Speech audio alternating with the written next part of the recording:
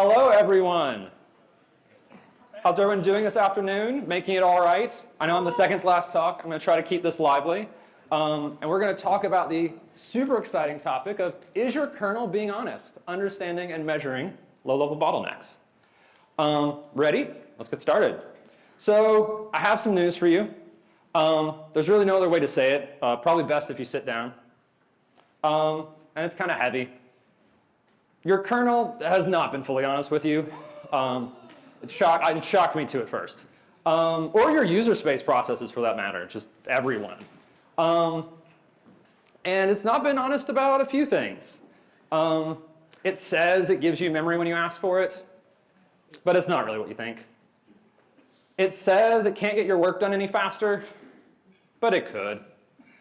And it says it doesn't really know how to measure these things, but we suspect otherwise. So, are you prepared to learn the truth about these things? If you said yes, this talk is for you. If not, I hope I'm at least entertaining for the next 25 minutes. But before we get to the agenda, I should do a quick introduction myself. My name is Ferris Ellis. I'm CEO and principal at Urban Dynamics. We're a consulting and custom solutions company. We focus on tons of big, scary problems, especially for enterprises, but we love our non-enterprise customers just as much. All sorts of fun stuff, strategy, consulting, tech debt, modernization, cloud transformation, you name it. But on the technical side, and more like near and dear to this talk, most of my career has been critical systems, as I like to say, or the things that can't go down, or maybe more precisely, the things that when they go down, take everything else down with them. Networks, auth systems, all that fun stuff. And I've done this at a few companies, including Apple and Brocade Networks. So enough about me, let's get to the agenda. For today, we have memory, the fourth I/O, 100% CPU and other lies, instruments of mass observation, the capitalist guide to tuning, and finally, a closing gift to you, hopefully to make it worthwhile for sticking with me through this interesting adventure. So up first, memory, the fourth I/O. So if I asked you to name devices you do I/O with, you'd probably say what? Disk, makes sense. Network, also makes sense. Some people would stop here for the server crowd. I know we love you all. It's where I come from as well. But we use computers to interact with people, so there's, of course, display and sound, also I/O. And you're probably thinking, Ferris, memory doesn't belong up here. It's not like these things. It doesn't do I/O. But then I'd ask you, what even is I/O? Like seriously, think about it for a second. What defines I/O? There's a few descriptions that come to mind that I've heard of over the years. Maybe something like when you send and receive data from a machine, the equipment you use to communicate the data it sends and receives, and then maybe getting a little bit closer to the truth, the actions which have a side effect on the world from your program. But more importantly, these are all wrong. I/O is simple. It's the act of data entering and leaving your CPU. That's my definition. You can't change my mind otherwise. And it's certainly going to be a useful definition for this talk. Your CPU is its own physical thing. Anytime that data enters or leaves it, that's not free. It's going somewhere, and it's input and output. And, oh, what is that? By that definition, memory is I/O. Every time we read and write from memory, it goes off the CPU. Depending on the computer architecture, it may or may not cross some north-south bridges and things like that on your motherboard, but it is there. But let's start diving into I/O. Before we get there, because I know this is a guided deep dive, we will get to the CLI, I promise. Let's establish a quick baseline of what we know about memory in Linux. So we know it's provided by RAM. We know it's divided into chunks called pages. It's the nifty name that we have for it. These are 4,096 bytes each in size, roughly 4 kilobytes. And it's where our process stores the data that we put in the heap. Pretty simple. Not a whole lot to this. So that's established. To the terminal we go. So here's our VM for the day. This is going to be our sandbox where we're going to drive through a lot of fun stuff. There's a GCP VM, not that it matters that much. And to start with, let's see how much memory it has. So we can check proc mem info. We see we've got 16 million kilobytes, 16 gigs. Third line down, we see mem available, 15.3, so most memory is free here. And that's going to be what we're going to play with for a minute. And this brings us to our first fun little program of the day. This is allocate vec. It's a simple little mini program for the purpose of this talk, and we're going to use it to poke around with some things. So to start with, let's print out the help menu, see what this can do. We see it takes a few arguments. We've got size, number of elements for the vector, a large list in memory. They're unsigned 64 bits for anyone who cares, so they're 8 bytes wide each. And we have 2 things we can do with it. We can populate it, and we can repopulate. So we can allocate a list, we can write a bunch of numbers to it, and we can write a bunch of numbers to it again.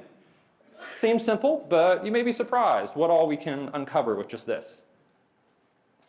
So to start with, we're going to ask it to allocate, I know it's probably hard to read without the commas there, 125 million elements, which if we run this, we'll see. Get a nice little helpful printout here. It's 1,000 megabytes, or a gig, right? So we've asked for a gig for our vector. We've gotten it. And we've gotten it in about 8,000 nanoseconds, which is pretty quick, right? 1 nanosecond, billionth of a second. This doesn't really tell us anything about what actually happened with the memory. For that, we need our first Linux CLI tool of the day. That's going to be something called pmap.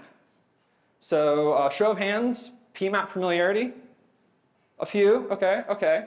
Glad to know I'm not alone in the world. So what does pmap do for you? It's a pretty simple CLI tool. We'll see here at the top it takes a PID, a process ID. We have a few CLI arguments about what it prints out, but that's pretty much it. So let's use it, see what we get. So we're going to call pmap. We're going to ask for the PID of our allocated vec program that's still running in another tab. And we'll get a printout like this. It's a nice, pretty table. And so we'll see, we asked for a gig vector, right? Somewhere in here is a gig vector. I'll give you a hint, find the big number. Right, so there it is. Nice order of magnitude larger than everything else. And kind of reading left to right here, we've got our address, which is just where this memory chunk starts. We've got kbytes, the size of it in kilobytes, right? We have roughly 1 million, makes sense. 1 million times 1 kilobyte, it's a gig. We have this thing called RSS. And RSS is 4, which if we kind of look at the other elements is a little weird. Most of the other ones are kind of order of magnitude similar, but not our vector, So this is 4 kilobytes. So what's going on here? What is RSS? Why is this line different? Well, RSS stands for resident set size, which is very obvious, of course, for, or not at all, for the amount of memory that we're using in the RAM. Yes, you heard that right. So we have a 1 gig vector, and it's using 4 kilobytes of RAM, which makes no sense. But that's okay. That's what we're here to look at. And some of you may know the reason for this, right? So user space programs don't get physical memory. The kernel doesn't trust you, as maybe it should. Instead, it gets virtual memory. And we have something in between here, right? So physical memory, that RSS is 4 kilobytes. That's how much space we're taking it physically. We had a gig of virtual memory, which is some kernel mapping to it. What's sitting in between here? And the answer is a page table. So this is a fun thing the kernel does for you. So every single process you start has this mapping. So every time that you do anything with memory, you're actually going through the page table. It's getting translated to physical addresses, and then that's moving through to the actual physical memory that your program's running on. Now, this is not a free operation, and this has been going on a long time. So modern CPUs actually have an acceleration path for this. Unfortunately, I don't have too much time to go into the fun nitty-gritty details of it, but there's things called the memory management unit and the translation look-aside buffer, the MMU and the TLB, as you may have heard. And those are basically your hardware fast paths for doing this because, your computer runs pretty quick these days. But what exactly does that process look like? What happens when we resolve through here? Because you'll notice there's 4 lines on the left, there's only 3 lines on the right. Maybe the page table has a little bit more to it. And indeed, it does. So let's look at what happens when we demand, as it's sometimes stated, a page. So first we check the TLB. We check our hardware. And if we get a hit, that's our fast path, basically like a cached lookup. Things flow normally. We also may have, going on to the sort of middle column here, that it is in main memory. It's just not in the TLB, basically. So we have a cache miss, but the memory's good. So all we have to do is update that hardware cache. So we update the TLB, we translate it to physical address, we move on. And then there's this last column here. What happens if we ask for memory and it's not in main memory, which maybe sounds like a weird scenario, and we call the Linux's do page faults function? What does that do? The short version is whatever the kernel pleases. You know, swap when memory's on disk and you need to pull it off disk and put it back in memory, it may do that. Maybe it needs to actually map to some physical memory. Maybe you have a mem-mapped file and it's going to go do disk I/O. Maybe that disk I/O is backed by a network drive and you're sending packets over the network. It'll do whatever it needs to do to put that data in memory for you and then start back up your program. And so if we have a miss, there's 3 cases for it. We have a minor page fault, that middle column. We have a major page fault, that last column. And then the third one, which hopefully doesn't happen unless you've written some bad C code or something like, is an invalid page fault. We're just asking for memory that doesn't exist, and the kernel tells your process to go home. So let's go back to the CLI and see if we can observe this. So we're going to bring our second CLI tool out for the day. So this is perf. Perf is Linux's awesome all-in-one performance analytic CLI tool. We can do profiling with it. You can read a whole textbook on perf. But for this, we're just going to start it up using perf stat, and we're going to ask for task clock and page faults, right? So this is basically a wrapper around that allocate vec program, and we're going to get some interesting statistics from perf stat about it. And here they are. So we'll see our program ran in roughly 1 millisecond, thousandth of a second, so pretty quick. We'll also see that all that time was spent in user space, right? 0 zeros for sys space, so no time doing anything with the kernel. And we'll see we had 89 page faults, which is pretty normal for like a small program startup, right? We've got to load dynamic libraries, pull all the binary into memory, right? Things like that happen. It's good so far, but we have those 2 extra CLI flags, right? We have the option to have it populate the 1 gig array. We have the P flag wrapped around on the left here. So let's run it with that. Let's actually have it write to all these addresses. And we see something very different. To start with, our program ran almost 500 times slower. Of course, we asked it to do some more work, so maybe that's not that surprising. Maybe that's just the time it takes, so to speak, right, for us to write to all addresses in that 1 gig range. But we'll see that, oh, there we go. We'll see that that's not the whole story. In fact, of the 473 milliseconds, we spent almost 1/3 of a second, 345 is it, milliseconds in kernel space, not even running our program, right? And if we look, we'll also see, oops, right below that top red box, we have 250,000 page faults. What's 250,000 times 4 kilobytes? It's a gig. So turns out every single time we pulled in a page of that vector, we page faulted. And we had to actually make the kernel go map that to some physical memory, go reserve it, and give it back to us. And what's the cost of making the kernel allocate and actually map roughly a gig of memory? Well, on this VM, it's about 1/3 of a second. And to sort of cement this, we can also do that final flag, right? That repopulate flag and run it again. And this time we see that it ran in 530 milliseconds. So actually the cost in user space to our program is about 60 milliseconds. That's how long it takes to write to a gig, but it costs a lot more to actually allocate it. And here we see page faults is actually identical. Same number to a T. If anyone has ever gotten like a PR review and that, you know, kind of grumpy, maybe more senior dev who talks about, you know, having cut their teeth in the world of C or even assembly or something, it's like, why aren't you reusing your buffers? You know, it matters. If it's your hot path and you're writing network software, it does matter. You may be paying a lot of cost every second to just having the kernel give you memory over and over and over again instead of reusing it. So that's memory. Let's recap really quick. Reading and writing to memory is I/O. User space processes have virtual memory. The kernel lazily maps this onto physical memory. Using virtual memory that isn't actually populated will cause page faults. And major page faults can be expensive. And finally, we can use tools like pmap and perf to observe this. All right, so memory's down. Let's move on to 100% CPU and other lies. Whoa. I'm going to go to keyboard for this, because I think my remote is not having a good day. All right, and we're going to move a bit faster as I know we're tight on time. So 100% CPU and other lives. What do we know about CPUs? We'll establish the same baseline as before. So we know they perform instructions. We know they run at some clock frequency, right? So 3 gigahertz CPU is pretty standard for the modern day one. That'd be 3 billion clock cycles a second. And then we know that they have cores, right? 4-core VM, for example.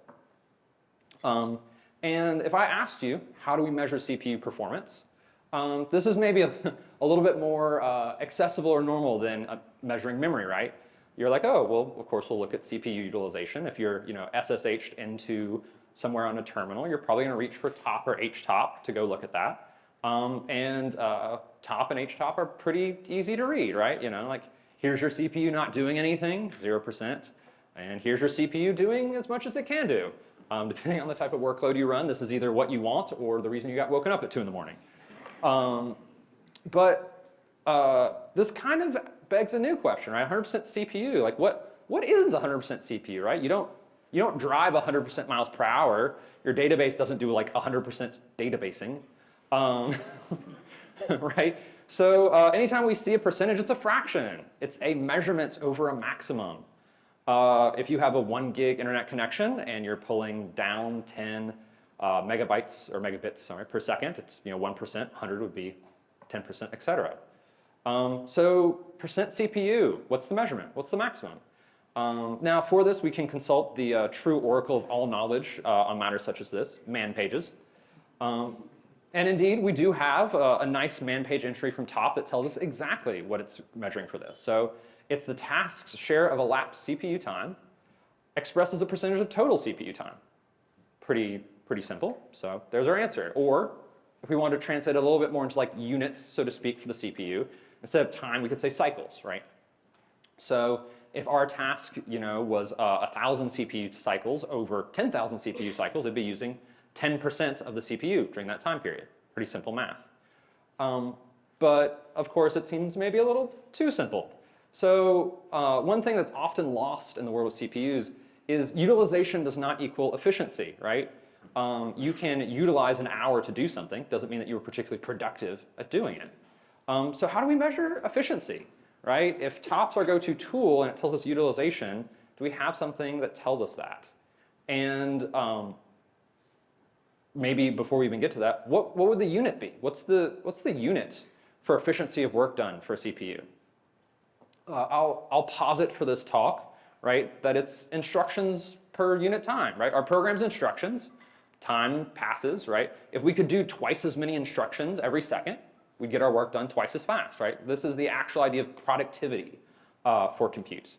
And so with that, we're going to meet our second CLI tool of the day, aptly named instructions per time. Just like before, this is a little CLI tool that I wrote for this, and we'll print the help menu really quick. We'll see this takes exactly 3 arguments. We have work. This is what we want it to count doing. We have no-op, add, and a few different variants of add we'll get to. But for those of you who are unaware, your CPU actually does have an instruction that is a no-op instruction. That's an actual assembly thing you can do to benchmark things. And then we have seconds and threads, right? So basically, run this assembly operation over and over again for as many seconds as I tell you on as many threads as I ask for. And it'll count it and tell us how far it got. So let's do it. Let's start with add. So just add increment a counter, basically, right? This is the assembly version of increment a counter. So over and over for the same register, we're just going to keep adding to it on one thread for 1 second. What do we get? We get 3.43 billion operations per second, actually very precisely. And if you think about this intuitively for a second, this makes sense, right? We talked earlier about 3 gigahertz being 3 billion operations per second. So most likely the CPU is running at this moment at exactly 3.43 gigahertz, right? And that seems intuitive, seems like it makes sense. If you go check the GCP docs, that's actually almost exactly what's expressed for this VM type.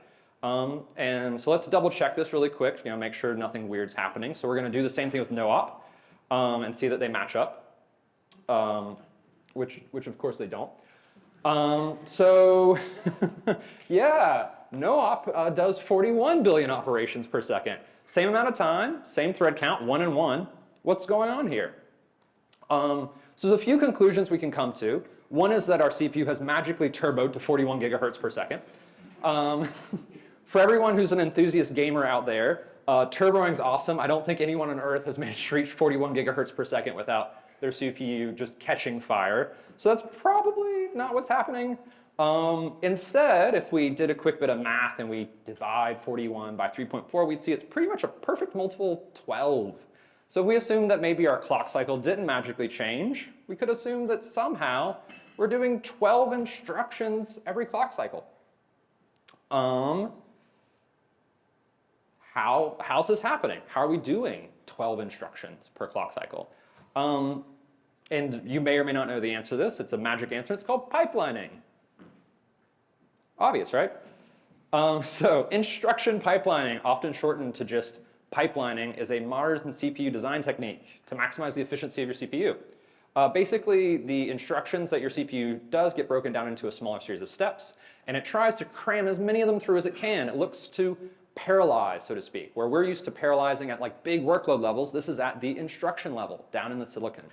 And it allows your CPU in ideal conditions to actually do more than one instruction per cycle, which is kind of cool. So if we visualize what we just saw, we saw that our pipeline for this particular CPU can eat 12 no-ops per cycle, or it can increment one single register, one counter, once per cycle. But that immediately means that we need to figure out how to do weird and strange things with this. So what if we gave it 4 different counters and we just sort of looped over those over and over again? Could we make it actually do 4 instructions per cycle if we added to register 1, register 2, register 3, register 4, 1, 2, 3, 4 over and over again? Let's find out. That's exactly what add 4 does. So this is going to attempt to do that same thing, just round robining between 4 of them. And look at that. We 4x'd our performance. That's your main takeaway, by the way. Just go do this and your programs will run 4 times as fast. So yeah, we're 13.7 approximately billion instructions per second. So this is our answer, you know.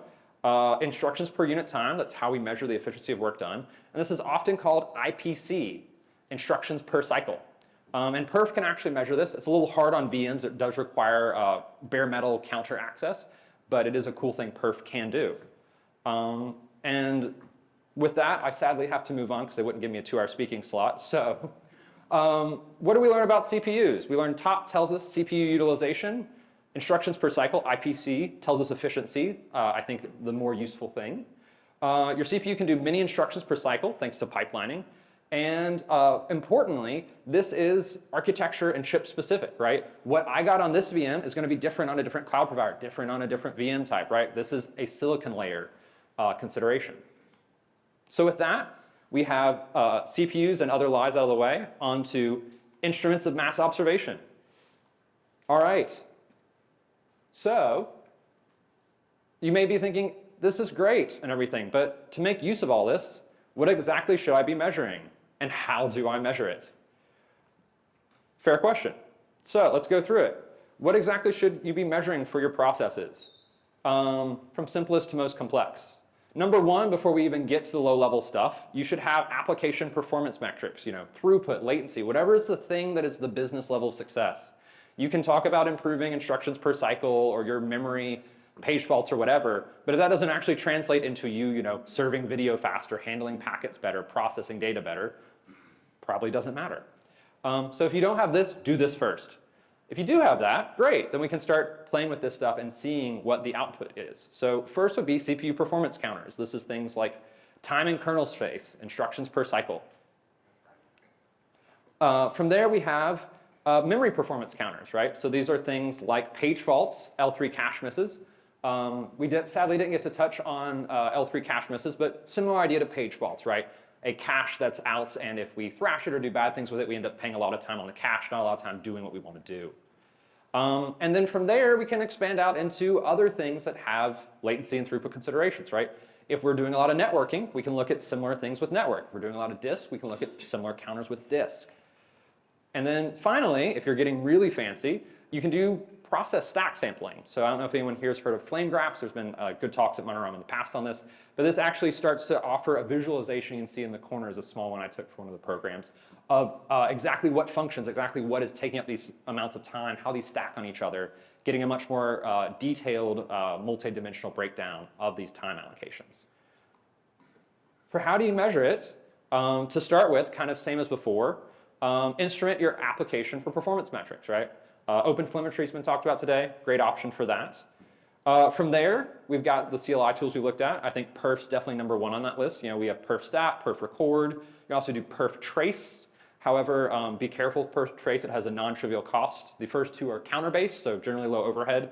Perf trace will run some arbitrary execution every time something happens. So if your program's doing like 100 million actions per second on like I/O and you trace that, it will get a lot slower because perf is intercepting every single one of them.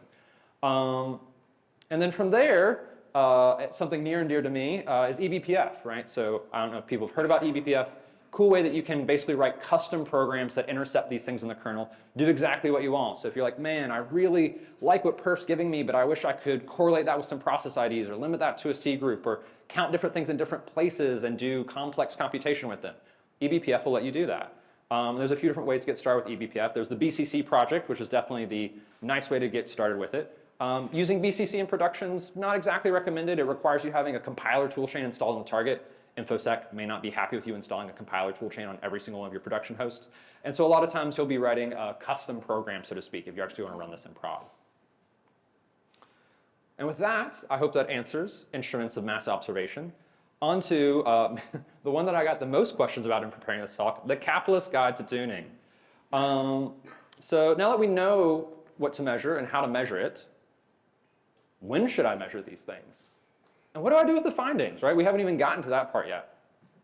And I'm going to have maybe a bit of a controversial answer to this, but you know, we live some in the consulting and client services world. The short answer is when the results are worth it, right? You know, we're all employed, we all work for companies, we're all responsible for systems big and small. So as someone once told me, it can be cheaper to throw money at problems than it can be to throw people at them. People are expensive. So if you are like, should I spend a month optimizing this service, and that service costs you $100 per month on AWS or GCP or whatever, the answer is probably no. Turns out that a month of your time is worth a lot more than $100. Some of you may have seen the XKCD kind of graph before of like, should I automate this? And it's like how much time and how often you do it. I'm going to present perhaps a slightly more depressing one. So business opportunity cost per unit of time. This is basically your salary plus benefits times 2. The assumption is, ideally, you should be providing more than you cost because there's other hard costs, hosting, marketing, sales, etc. And then how much time it spends for you to solve a problem. So to pick something in the middle here, annual salary of 120K, if you need to spend a week solving a problem, then that needs to be worth over $6,000 for it to be justified. Over what unit of time and what way, that's maybe more particular to your business. But if it's definitely not even close to that, maybe not worth doing. On the flip side, if it's an order of magnitude higher, that sounds like something great for you to spend your time on. So, capitalist guide for tuning covered. Let's move on to closing. My gift to you, what you get for sticking out through the second to last talk of the day. So I hope that you leave here with some fond memories, obviously. Having learned about the kernel a bit, having learned about CPUs, having learned about performance tooling, and perhaps most important of all, in a sense, because having worked in this a long time, you know, textbooks and other things will have quite contrived examples. Having learned that you don't need complex examples, complex scenarios to look at these things, right? In fact, quite simple things, right? Allocating a vector and writing to it twice will let you peer pretty deep into this. Writing something that runs a single assembly instruction in different ways will let you look into this. And so with that, if you enjoyed this presentation, want a copy of these slides, want a copy of the CLI tools, want a copy of recommended references, because I know I'm short on time, and want to talk more to me about Linux, performance tuning, EPF, etc., you can go to urbdyne.com/Monitorama and download all that. Yeah. And with that, I just want to say thank you.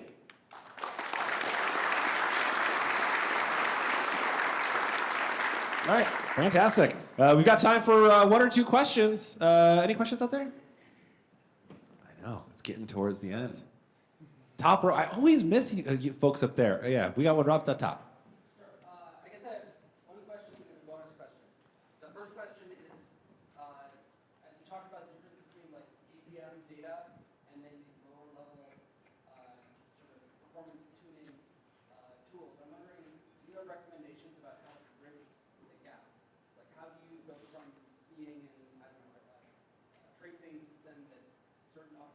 slow to actually correlating that with specific, like lower level type of data? And then the second bonus question is, what is your favorite syscall and why? You want to answer the second one first? Because I can repeat that and remember what he said. What's your favorite syscall and why? My favorite syscall and why? Ooh, that's a hard one. I mean, I'm really excited about IOU ring. I know that's not an exact syscall per se, but anything in that world, it's the next round for what I was looking at. So I'll put that in the bucket of syscalls for my answer. I think the first question, I'm going to do a poor version of ChatGPT to summarize it, so actually probably an accurate one, which is how do you correlate these low-level metrics to like higher level, like tracing or other telemetry? Yeah.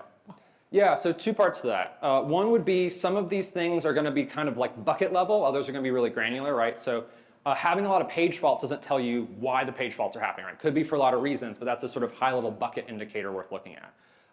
The other one, which I touched on earlier, is the flame graphs, right? So flame graphs are actually super useful to get a breakdown visually of what all's going on. So if you see, kind of a wide middle up plateau where it's like, man, my function 4 is just eating like half the process cycling and it doesn't like go up into a pyramid of a bunch of calls on top of it, like that is eating half your CPU time, right? So that gives you something much more precise to drill in on, use strace or some other thing to examine, go from there. Is it strace or strace? if you don't know, I actually did a whole series of having people pronounce tech words, and strace or strace, it was one of the 10 we did, so. I mean, I'm just going to go with strace. There's no going back now. You're committed. All right, let's give a big round of applause to Ferris.